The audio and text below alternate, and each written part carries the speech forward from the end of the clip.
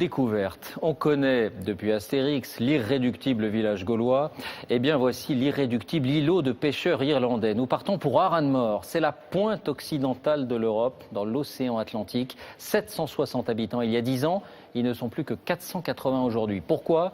Parce qu'une directive européenne a interdit la pêche au saumon pour enrayer le déclin des stocks. La petite île, battue par les vents, joue aujourd'hui sa survie. Envoyé spéciaux Loïc Delamornay, Thomas Donzel. C'est un voyage au bout de l'Europe. Il faut aller la chercher, cette île, au large des côtes irlandaises, et affronter la houle et la pluie.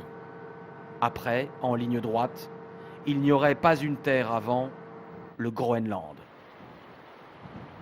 Bienvenue à Aranmore, 480 habitants.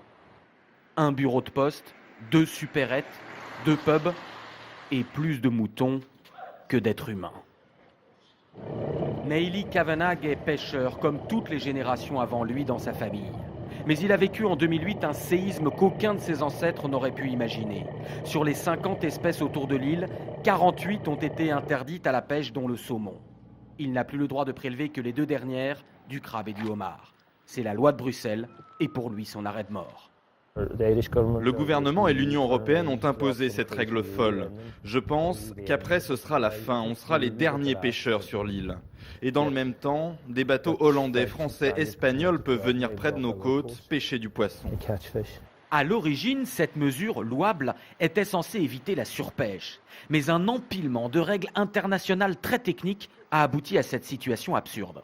Les petits bateaux irlandais ont interdiction de pêcher dans cette zone mauve et devraient aller trop loin, 74 km au large, pour le faire. Par contre, les gros navires-usines étrangers de pêche industrielle ont le droit de s'approcher jusqu'aux limites des eaux territoriales, c'est-à-dire seulement 22 km.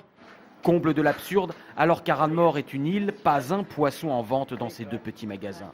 Seulement du poisson surgelé, officiellement de marque irlandaise, mais qui vient en réalité de beaucoup plus loin.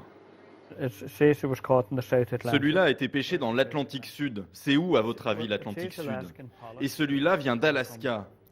Quand ils nous ont pris la pêche, ils ont pris toute la vie qui va avec. Quand vous vivez dans une grande ville comme Dublin, Londres ou Paris, vous ne vous rendez pas compte de ce qui se passe dans les régions rurales.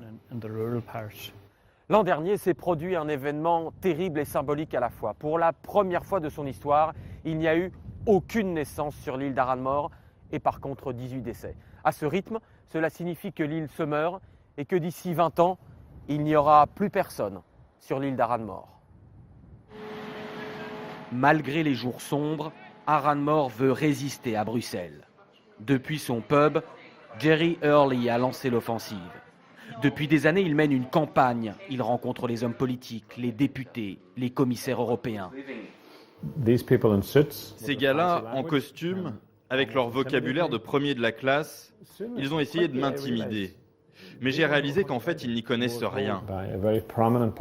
Un homme politique important nous a même dit qu'on devrait planter des arbres, devenir des forestiers. On était 16 habitants et pêcheurs de l'île à cette réunion. Et vous pouvez imaginer que ça ne s'est pas très bien passé. Et j'aime autant vous dire qu'on n'a jamais planté d'arbres et qu'on n'a absolument aucune intention de le faire. Comme les arbres, une proposition d'indemnisation de 25 millions d'euros en échange d'un arrêt total de la pêche a été refusée par les habitants de l'île. Il y a quelques mois, Bruxelles a été forcée de réautoriser les hommes d'Aranmore à pêcher certaines espèces de poissons. Les irréductibles veulent aller plus loin et entendent bien regagner le droit de pêcher le saumon.